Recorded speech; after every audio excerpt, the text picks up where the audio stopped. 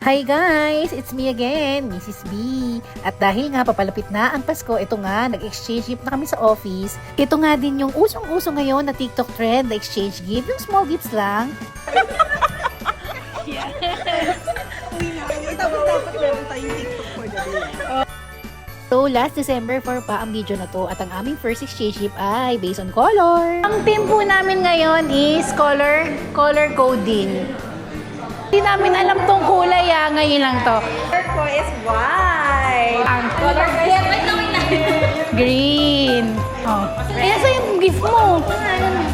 Ay. Color ko is red. Mine is black. blue. Brown. Siyempre, kay Mrs. B. Pink. Saya pala dito. Kuha kayo ng kuha, dalawa. Ay, dalawa.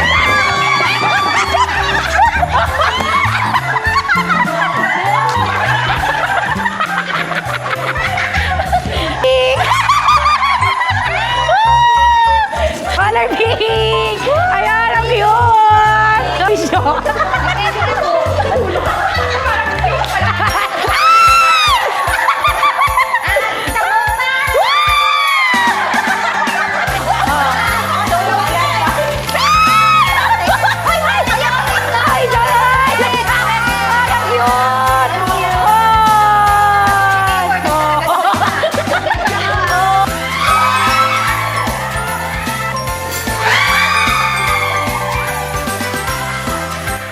Okay, Kota.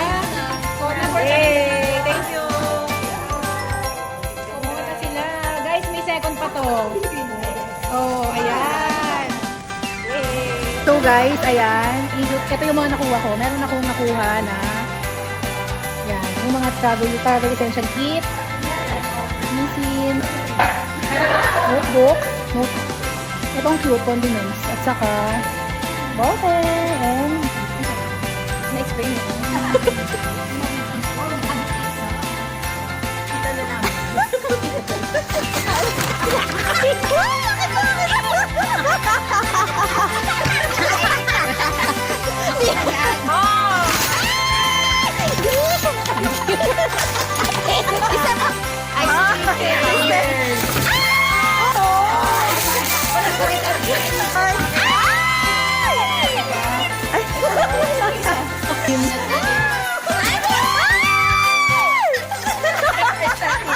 Ay lang. Thank you for watching.